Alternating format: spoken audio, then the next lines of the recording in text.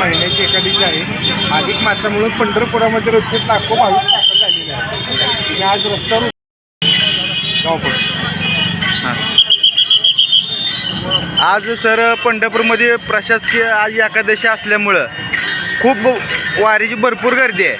प्रत्येक नाकाबंदी केल्यासारखं तुम्ही पंढरपूरच्या पांडुरंगाच्या पवित्र ह्याच्यामध्ये प्रदक्षिणा मार्गावर जाणारा प्रत्येक रस्ता तुम्ही ब्लॉक केला आहे. त्याच्यामुळं आज वाहतुकीचं संख्या आज जाताना कमी दिसते आणि आज तुम्ही स्वतः उतरून हा सगळं थांबवत आहात.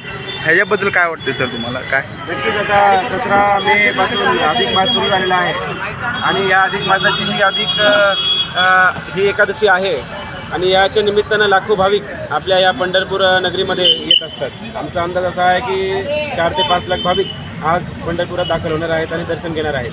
त्याच्याच अनुषंगाने जे मंदिर परिसर आहे व मंदिर प्रदक्षिणा मार्ग आहे याच्यावरती भाविकांची जी काही वाहतूक आहे, ती चालणं आहे, जे वेगवेगळ्या पद्धतीचे दर्शन आहे ते घेण्यासाठी त्यांचं तिथे वास्तव्य असते. त्याच्यामुळे काय होतं की जे रिक्षा आहेत, जे 2 व्हीलर्स आहेत, 4 व्हीलर्स आहेत, ते पार्किंगच्या ठिकाणी न पार्क करतात जवळ मंदिराच्या जाण्याचा प्रयत्न करत असतात. त्याच्या अनुषंगाने जे मंदिर परिसर आहे, प्रदक्षिणा मार्ग आहे, तो ट्रॅफिक जाम होते आणि भाविकांना चालण्यामध्ये कुठेतरी अडचण येत असते.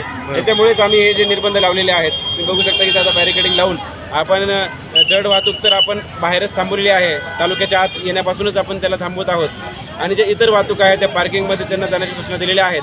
आणि ज्या रिक्षा आहेत, ज्या बस स्टँड किंवा रेल्वे स्टेशनमधून भाविकांना इथे पोच करत असतात, त्यांनासुद्धा आपण प्रदक्षिणा मार्गपर्यंतच त्यांना पोच करून पुढे ते चालत जाण्याची सोय त्यांना केलेली आहे. तुम्ही साहेब एकीकडे आता प्रदक्षिणा मार्गापासून आज जाण्यासाठी रोखत आहात, दुसरीकडे गजानन महाराजाच्या पलीकडे दोन्ही बाजूला पार्किंग लोकांनी तिथं केलेलं आहे. त्यांच्यावर कारवाई होणार का?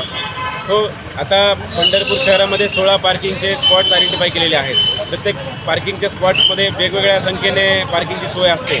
परंतु भाविक अज्ञानाने असेल किंवा हलगर्जीपणाने असेल, भाविक रस्त्यावरती गाड्या पार्क करतात किंवा इतर ठिकाणी पार्क करतात.